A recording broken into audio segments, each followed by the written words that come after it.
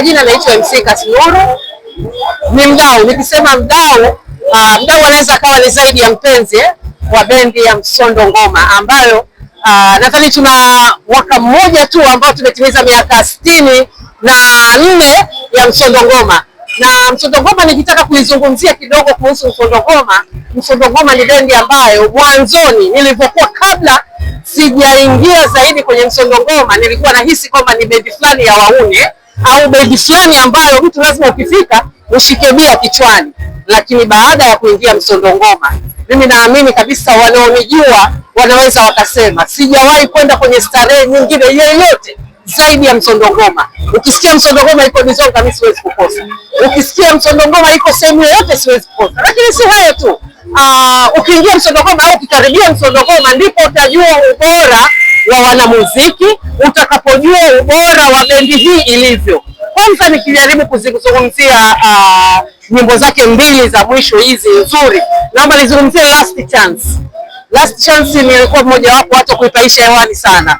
Ile nyimbo, yule mtunzi wa Last Chance alikaa akafikiria akatunga, na sio tu kutunga, hata waimbaji kila mmoja kwa nafasi yake alitendea kazi hii.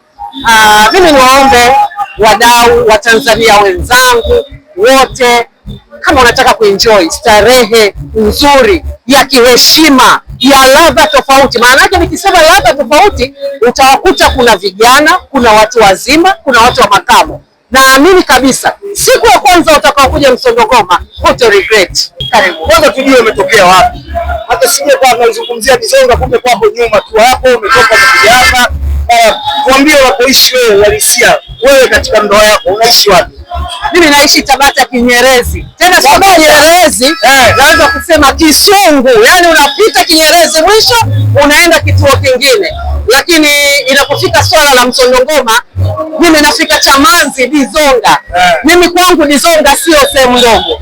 Naweza nikasema kutoka Dizonga mpaka Tabata, mimi naona kama Magomeni mpaka Faya tu. Ili mradi nije kupata kitu roho inapenda.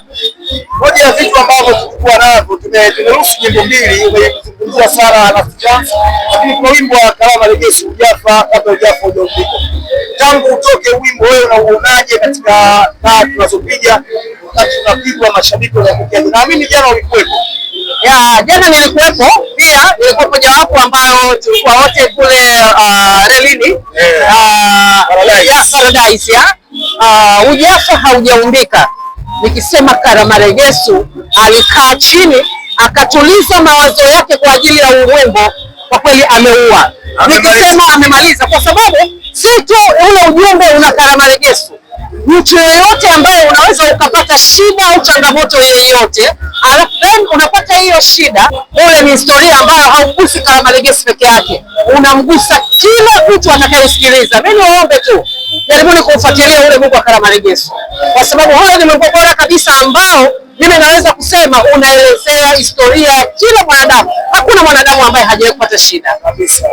Lakini pia wanaposema hakuna binadamu asiyepata shida, basi akaushika mkono ule wimbo wa Kabla Hujafa Hujaumbika, na ndio wimbo wake the best katika mwezi huu.